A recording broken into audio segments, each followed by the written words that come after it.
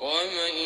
يقنت منكن لله ورسوله وتعمل صالحا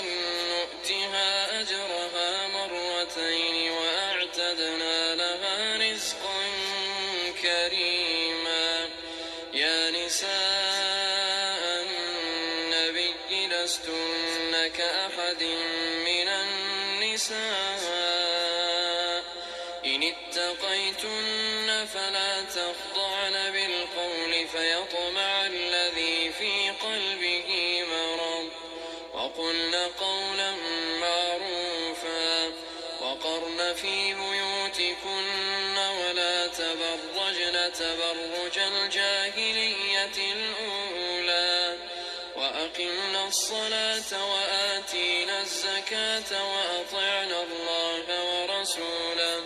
إنما يريد الله ليذهب عنكم الرجس أهل البيت ويطهركم تطهيرا. واذكرن ما يتلى في بيوتكن من آيات الله والحكمة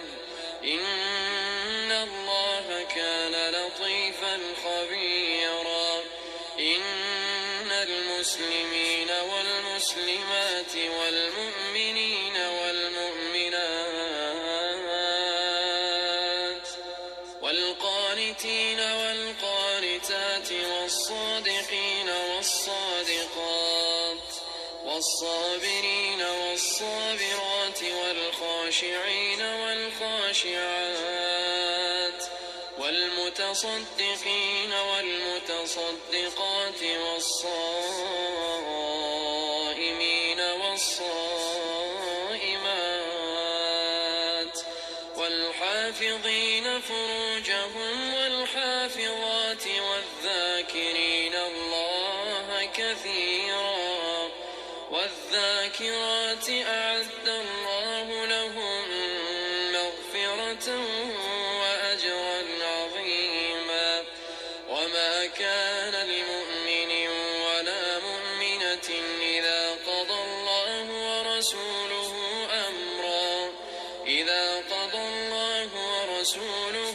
أمرا أن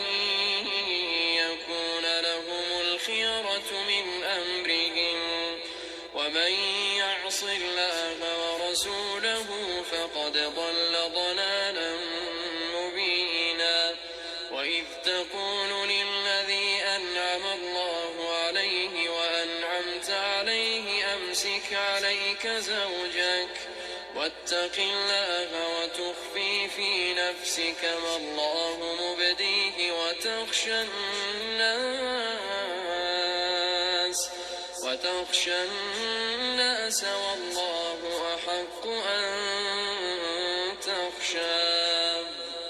فلما قضى زيد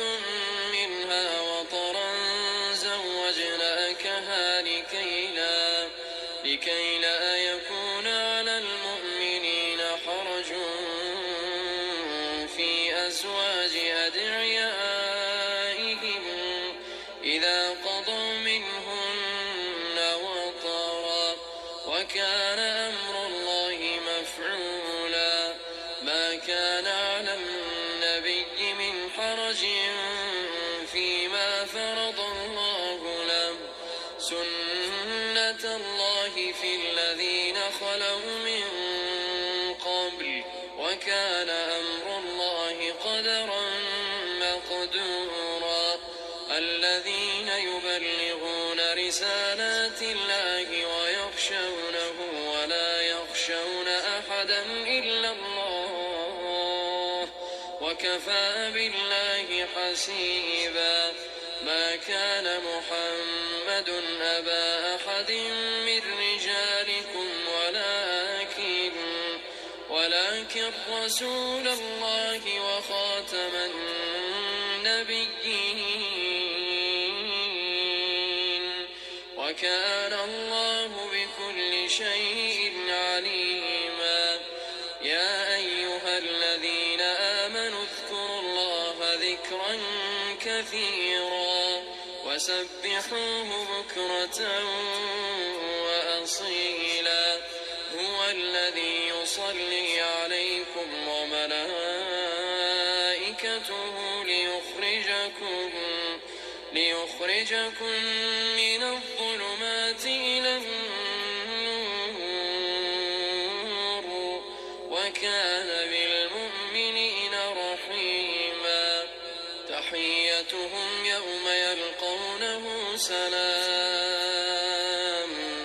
وأعد لهم أجرا كريما يا أيها النبي إنا أرسلناك شاهدا ومبشرا ونذيرا وداعيا إلى الله بإذنه وسراجا منيرا وبشر المؤمنين بأن لهم من الله فضلا كبيرا ولا تطع الكافرين والمنافقين ودع أذاهم وتوكل على الله وكفى بالله وكيلا يا أيها الذين آمنوا إذا نكحتم المؤمنات ثم طلقتموهن من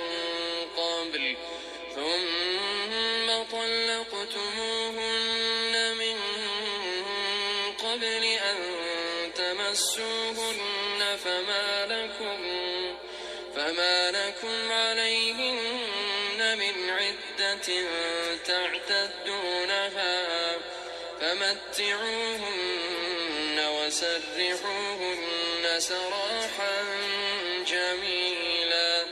يا أيها النبي إنا أحللنا لك أزواجك اللاتي آتيت أجورهن وما ملكت يمينك مما أفاء الله عليك وبنات عمك وبنات عماتك وبنات خالك وبنات خالاتك اللاتي هاجرن معك وامرأة مؤمنة إن وهبت نفسها للنبي إن أراد النبي أن يستنكحها خالصة لك من دون المؤمنين قد علمنا ما فرضنا عليهم في أزواجهم وما ملكت أيمانهم لكي لا يكون عليك حرج وكان الله غفورا رحيما ترجي من تشاء منهن وتؤوي إليك من تشاء ومن ابتغيت ممن عزلت فلا جناح عليك ذلك أدنى أن تقر أعينهن ولا يحزن ويرضين بما آتيتهن كلهن والله يعلم ما في قلوبكم وكان الله عليما حليما لا يحل لك النساء من بعد ولا أن تبدل بهن من أزواج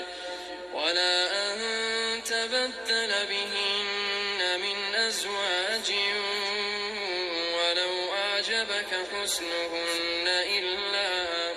إلا ما ملكت يمينك وكان الله على كل شيء رقيبا يا أيها الذين آمنوا لا تدخلوا بيوت النبي إلا أن يؤذن لكم إلى طعام غير ناظرين إناه ولكن إذا دعيتم فادخلوا فإذا طعمتم فانتشروا ولا مستأنسين لحديث إن ذلكم كان يؤذي النبي فيستحيي يستحيي منكم والله لا يستحيي من الحق وإذا سألتموهن متاعا فاسألوهن من وراء حجاب ذلكم أطهر لقلوبكم وقلوبهن وما كان لكم أن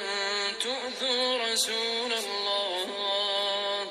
ولا أن تنكحوا أزواجه من بعده أبدا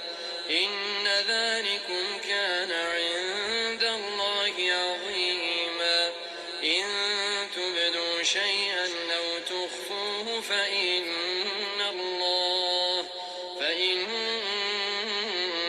الله كان بكل شيء عليما لا جناح عليهن في آبائهن ولا أبنائهن ولا أبناء إخوانهن ولا أبناء أخواتهن ولا نسائهن ولا ما ملكت أيمانهن واتقين الله إن الله كان على كل شيء شهيدا إن الله وملائكته يصلون على النبي يا أيها الذين آمنوا صلوا عليه وسلموا تسليما إن الذين يؤذون الله ورسوله لعنهم الله في الدنيا والآخرة وأعد لهم عذابا مهينا والذين يؤذون المؤمنين والمؤمنات بغير ما اكتسبوا فقد احتملوا بهتانا وإثما مبينا يا أيها النبي قل لأزواجك وبناتك ونساء المؤمنين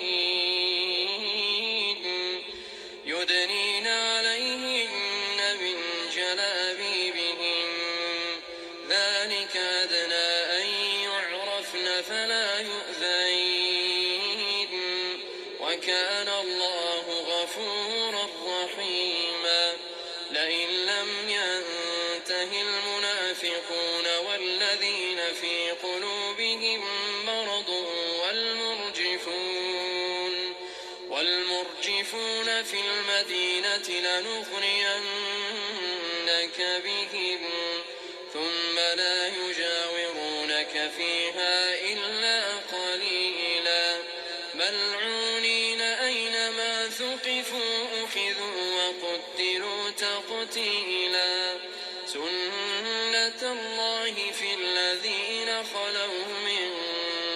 قبل ولن تجد لسنة الله تبديلا يسألك الناس عن الساعة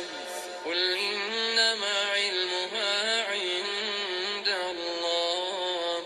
وما يدريك لعل الساعة تكون قريبا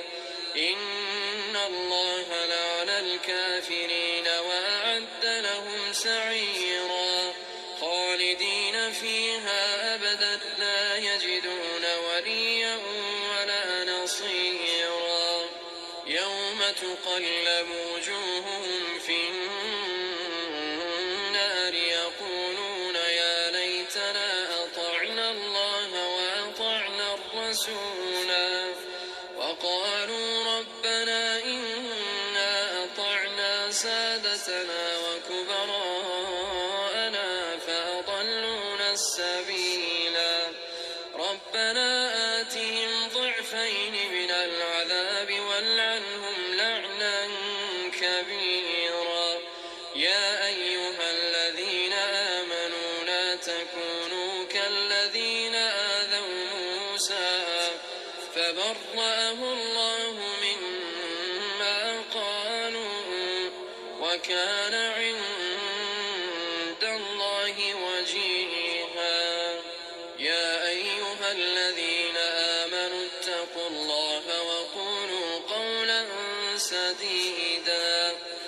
يصلح لكم أعمالكم ويغفر لكم ذنوبكم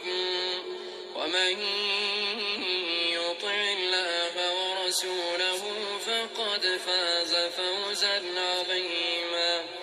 إنا عرضنا الأمانة على السماوات والأرض والجبال فأبين أن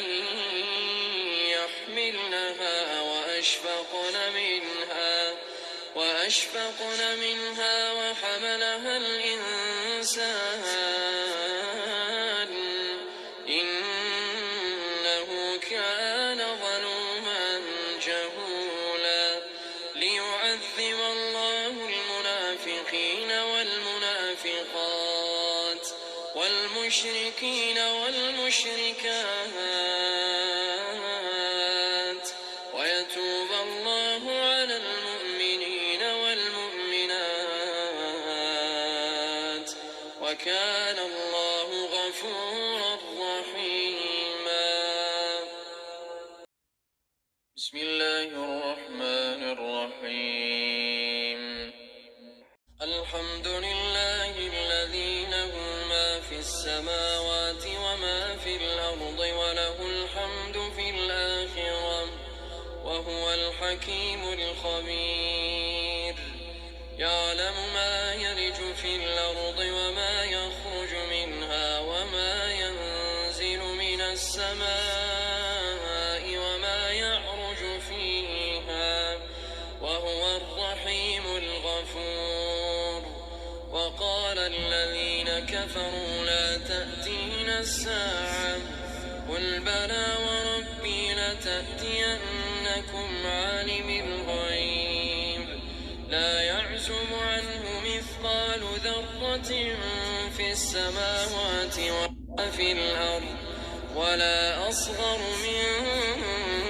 ذلك ولا أكبر إلا في كتاب مبين ليجزي الذين آمنوا وعملوا الصالحات أولئك لهم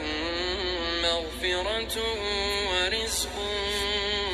كريم.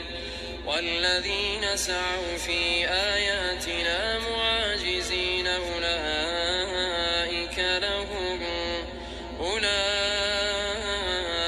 لهم عذاب من رجز أليم. ويرى الذين أوتوا العلم الذي أنزل إليك من ربك هو الحق ويهدي إلى صراط العزيز الحميد. وقال الذين كفروا هل ندلكم على رجل ينبئكم إذا مزقتم كل ممزق إنكم لفي خلق جديد أفترى على الله كذبا أم به جنة بل الذين لا يؤمنون بالآخرة في العذاب والضلال البعيد. أفلم يروا إلى ما بين أيديهم وما خلفهم من السماء والأرض إن نشأ نخسف بهم الأرض أو نسقط عليهم كسفا من السماء إن في ذلك لآية لكل عبد منيب. ولقد آتينا داود منا فضلا يا جبال أوبي معه والطير وألنا له الحديد أن اعمل سابغات وقدر في السرد واعملوا صالحا إني بما تعملون بصير. ولسليمان الريح غدوها شهر ورواحها شهر وأسلنا له عين القطر ومن الجن من يعمل بين يديه بإذن ربه ومن يزغ منهم عن أمرنا نذقه من عذاب السعير يعملون له ما يشاء من محاريب وتماثيل وجفان كالجواب وقدور الراسيات اعملوا آل داود شكرا وقليل من عبادي الشكور فلما قضينا عليه الموت ما دلهم على موته إلا دابة الأرض تأكل من سأته فلما خر تبينت الجن أن لو كانوا يعلمون الغيب ما لبثوا في العذاب المهين لقد كان لسبإ في مسكنهم آية جنتان عن يمين وشمال كلوا من رزق ربكم واشكروا له بلدة طيبة ورب غفور فأعرضوا فأرسلنا عليهم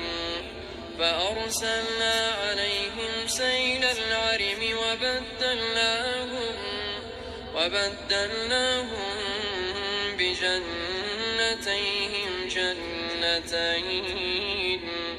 جنتين ذواتي أكل خمط وأثل وشيء من سدر قليل ذلك جزيناهم بما كفروا وهل نجازي إلا الكفور وجعلنا بينهم وبين القرى التي باركنا فيها قرى ظاهرة وقدرنا فيها السير سيروا فيها ليالي وأياما آمنين فقالوا ربنا باعد بين أسفارنا وظلموا أنفسهم فجعلناهم أحاديث ومزقناهم كل ممزق إن في ذلك لآيات لكل صبار شكور ولقد صدق عليهم إبليس ظنه فاتبعوه إلا فريقا من المؤمنين وما كان له عليهم من سلطان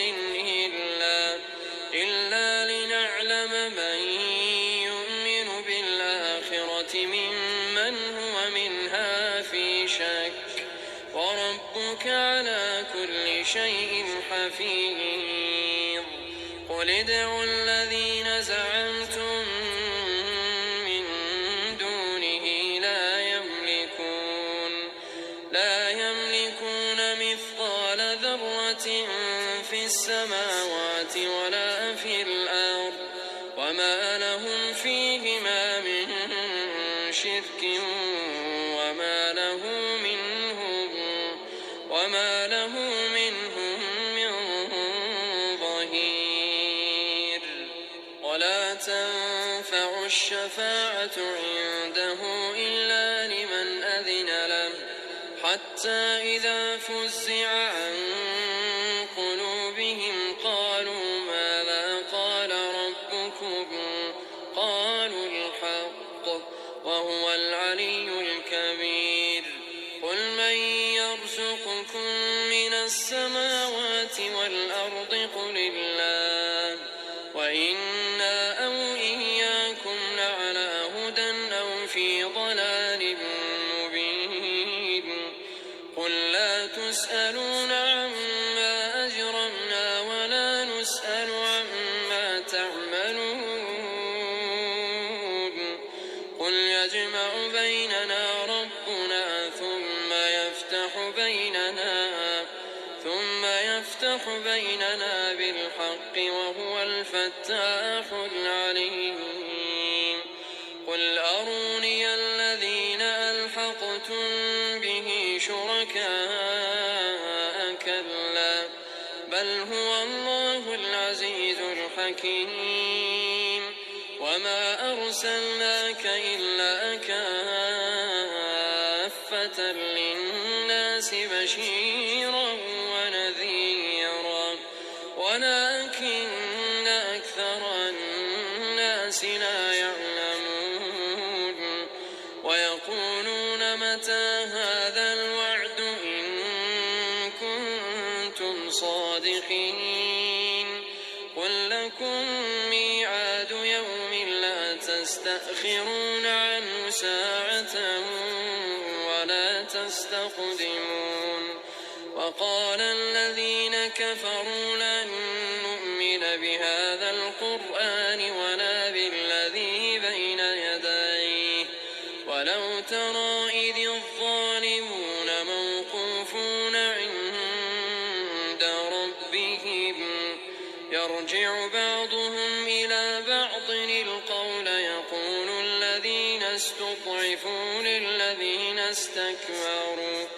يقول الذين استضعفوا للذين استكبروا لولا أنتم لكنا مؤمنين قال الذين استكبروا للذين استضعفوا أنحن صددناكم عن الهدى بعد إذ جاءكم بل كنتم مجرمين وقال الذين استضعفوا للذين استكبروا بل مكر الليل والنهار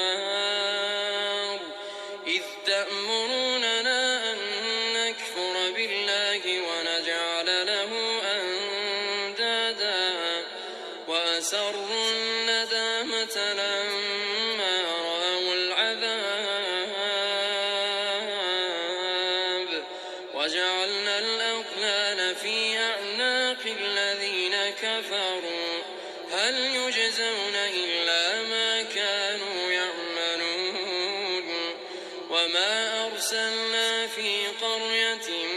من نذير إلا قال مترفوها إنا بما أرسلتم به كافرون وقالوا نحن أكثر أموالا وأولادا وما نحن بمعذبين قل إن ربي يبسط الرزق لمن يشاء ويقدر ولكن أكثر الناس لا يعلمون وما أموالكم ولا أولادكم بالتي تقربكم عندنا زلفى إلا من آمن وعمل صالحا فأولئك لهم جزاء الضعف بما عملوا وهم في الغرفات آمنون والذين يسعون في آياتنا معاجزين أولئك في العذاب محضرون قل إن ربي يبسط الرزق لمن يشاء من عباده ويقدر له وما أنفقتم من شيء فهو يخلفه وهو وهو خير الرازقين ويوم يحشرهم جميعا ثم يقول للملائكة أهؤلاء إياكم كانوا يعبدون قالوا سبحانك أنت ولينا من دونهم بل كانوا يعبدون الجن أكثرهم بهم مؤمنون فاليوم لا يملك بعضكم لبعض نفعا ولا ضرا ونقول للذين ظلموا ذوقوا عذاب النار التي كنتم بها تكذبون وإذا تتلى عليهم آياتنا بينات قالوا ما هذا إلا رجل يريد أن يصدكم عما كان يعبد آباؤكم وقالوا ما هذا إلا إفك مفترى وقال الذين كفروا للحق لما جاءهم إن هذا إلا سحر مبين وما آتيناهم من كتب يدرسونها وما أرسلنا إليهم قبلك من نذير وكذب الذين من قبلهم وما بلغوا معشار ما آتيناهم فكذبوا رسلي فكيف كان نكير قل إنما أعظكم بواحدة أن تقوموا لله مثنى وفرادا ثم تتفكروا ما بصاحبكم من جنة إن هو إلا نذير لكم بين يدي عذاب شديد قل ما سألتكم من أجر فهو لكم إن أجري إلا على الله وهو على كل شيء شهيد قل إن ربي يقذف بالحق علام الغيوب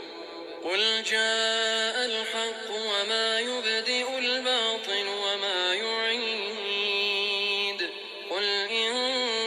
ضللت فإنما أضل على نفسي وإن اهتديت فبما يوحي إلي ربي إنه سميع قريب ولو ترى إذ فزعوا فلا فوت وأخذوا من مكان قريب وقالوا آمنا به وأنى لهم التناوش من مكان بعيد وقد كفروا به من قبل ويقذفون بالغيب من مكان بعيد وحيل بينهم وبين ما يشتهون كما فعل بأشياعهم من قبل إنهم كانوا في شك مريب بسم الله الرحمن الرحيم الحمد لله فاطر السماوات والأرض جاعل الملائكة رسلا أولي أجنحة مثنى وثلاث ورباع يزيد في الخلق ما يشاء إن الله على كل شيء قدير ما يفتح الله للناس من من رحمة فلا ممسك لها وما يمسك فلا مرسل له من بعده وهو العزيز الحكيم. يا أيها الناس اذكروا نعمة الله عليكم هل من خالق غير الله يرزقكم من السماء والأرض لا إله إلا هو فأنى تؤفكون. وإن يكذبوك فقد كذبت رسل من قبلك وإلى الله ترجع الأمور. يا أيها الناس إن وعد الله حق فلا تغرنكم الحياة الدنيا ولا يغرنكم بالله الغرور. إن الشيطان لكم عدو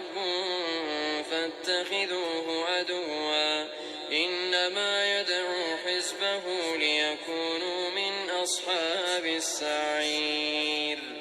الذين كفروا لهم عذاب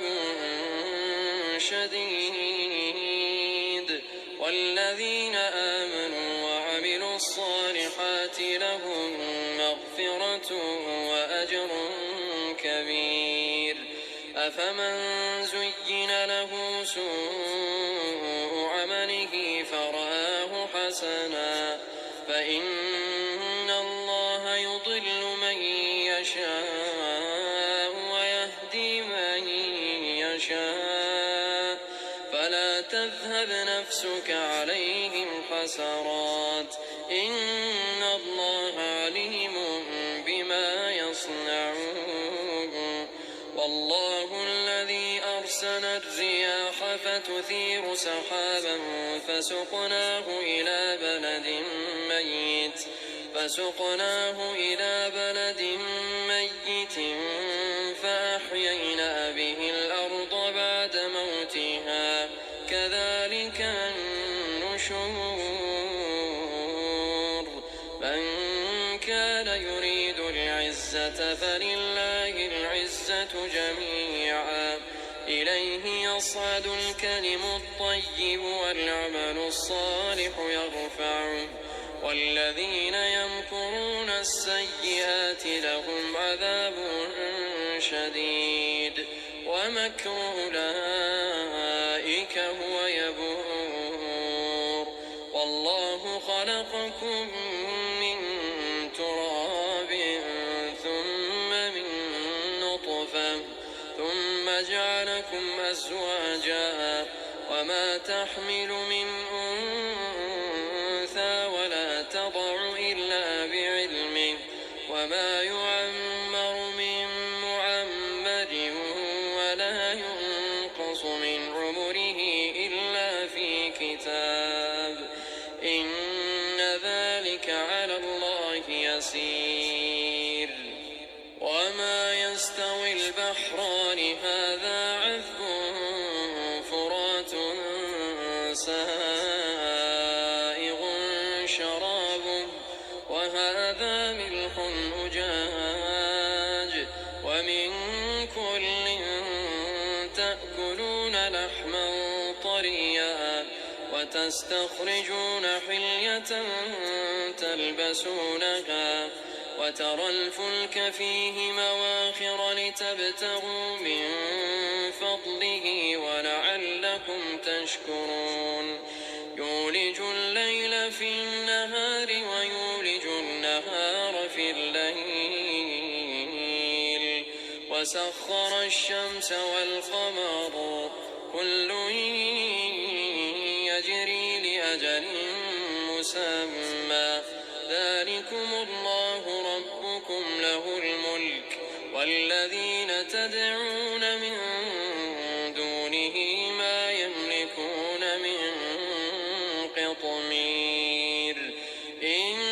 تدعوهم لا يسمعوا دعاءكم ولو سمعوا ما استجابوا لكم ويوم القيامة يكفرون بشرككم ولا ينبئك مثل خبير. يا أيها الناس أنتم الفقراء إلى الله والله هو الغني الحميد. إن يشأ يذهبكم ويأت بخلق جديد وما ذلك على الله بعزيز. ولا تزر وازرة وزر أخرى وإن تدع مثقلة إلى حملها لا يحمل منه شيء ولو كان ذا قربى. إنما تنذر الذين يخشون ربهم بالغيب وأقاموا الصلاة. ومن تزكى فإنما يتزكى لنفسه وإلى الله المصير. وما يستوي الأعمى والبصير ولا الظلمات ولا النور ولا الظل ولا الحرور. وما يستوي الأحياء ولا الأموات. إن الله يسمع من يشاء وما أنت بمسمع من في القبور. إن أنت إلا نذير. إنا أرسلناك بالحق بشيرا ونذيرا وإن من أمة إلا خلا فيها نذير. وإن يكذبوك فقد كذب الذين من قبلهم جاءتهم رسلهم بالبينات وبالزبر وبالكتاب المنير ثم أخذت الذين كفروا فكيف كان نكير. ألم تر أن الله أنزل من السماء ماء فأخرجنا به ثمرات مختلفا ألوانها ومن الجبال جدد بيض وحمر مختلف ألوانها وغرابيب سود. ومن الناس والدواب والأنعام مختلف ألوانه كذلك. إنما يخشى الله من عباده العلماء. إن الله عزيز غفور. إن الذين يتلون كتاب الله وأقاموا الصلاة وأنفقوا مما رزقناهم سرا وعلانية يرجون تجارة لن تبور ليوفيهم أجورهم ويزيدهم من فضله إنه غفور شكور. والذي أوحينا إليك من الكتاب هو الحق مصدقا لما بين يديه إن الله بعباده لخبير بصير. ثم أورثنا الكتاب الذين اصطفينا من عبادنا فمنهم ظالم لنفسه ومنهم مقتصد ومنهم سابق بالخيرات بإذن الله. ذلك هو الفضل الكبير. جنات عدن يدخلونها يحلون فيها من أساور من ذهب ولؤلؤا ولباسهم فيها حرير. وقالوا الحمد لله الذي أذهب عنا حزن إن ربنا لغفور شكور الذي أحلنا دار المقامة من فضله لا يمسنا فيها نصب ولا يمسنا فيها لغوب والذين كفروا لهم نار جهنم لا يقضى عليهم فيموتوا ولا يخفف عنهم من عذابها كذلك نجزي كل كفور وهم يصطرخون فيها ربنا أخرجنا نعمل صالحا غير الذي كنا نعمل أولم نعمركم ما يتذكر فيه من تذكر وجاءكم النذير فذوقوا فما للظالمين من نصير إن الله عالم غيب السماوات والأرض إنه عليم بذات الصدور هو الذي جعلكم خلائف في الأرض فمن كفر فعليه كفره ولا يزيد الكافرين كفرهم عند ربهم إلا مقتا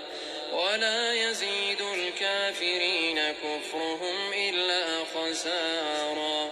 قل أرأيتم شركاءكم الذين تدعون من دون الله أروني ماذا خلقوا من الأرض أم لهم شرك في السماوات أم آتيناهم كتابا فهم على بينة منه بل إن يعد الظالمون بعضهم بعضا إلا غرورا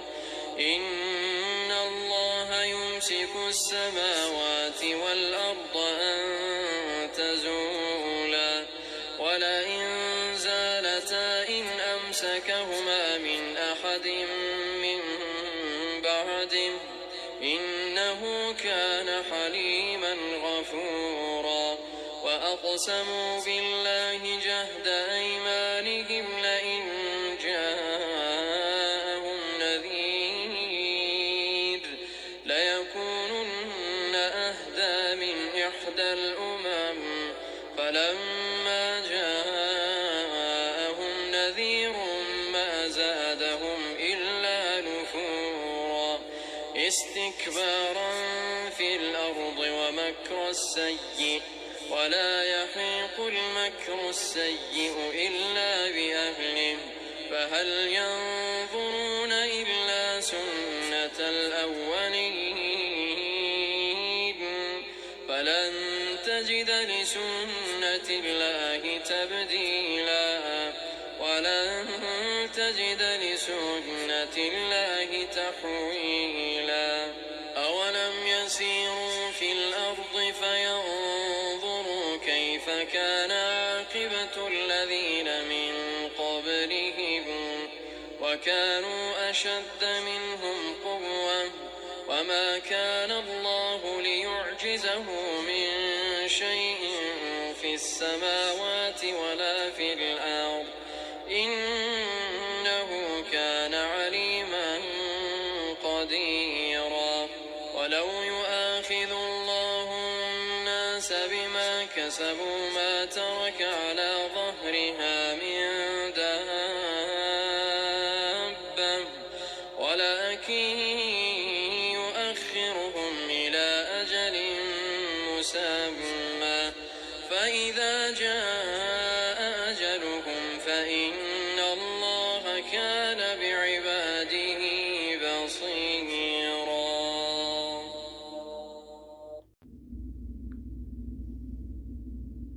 بسم الله الرحمن الرحيم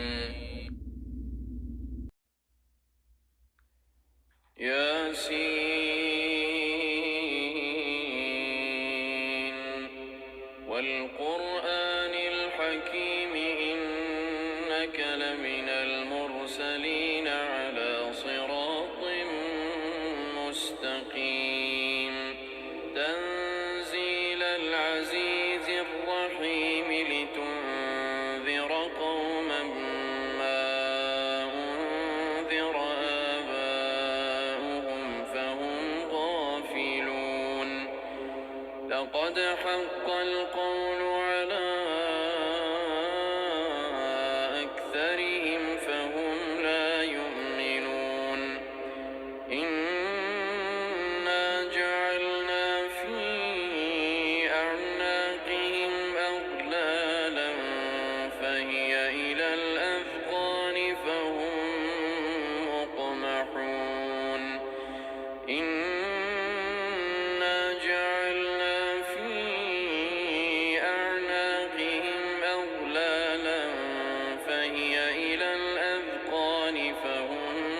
مقمحون وجعلنا من بين أيديهم سدا ومن خلفهم سدا فأغشيناهم فهم لا يبصرون وسواء عليهم أأنذرتهم أم لم تنذرهم لا يؤمنون إنما تنذر من اتبع الذكر وخشي الرحمن بالغيب فبشره بمغفرة وأجر كريم إنا نحن نحيي الموتى ونكتب ما قدموا وآثارهم وكل شيء أحصيناه في إمام مبين واضرب لهم مثلا أصحاب القرية إذ جاءها المرسلون إذ أرسلنا إليهم اثنين فكذبوهما فعززنا بثالث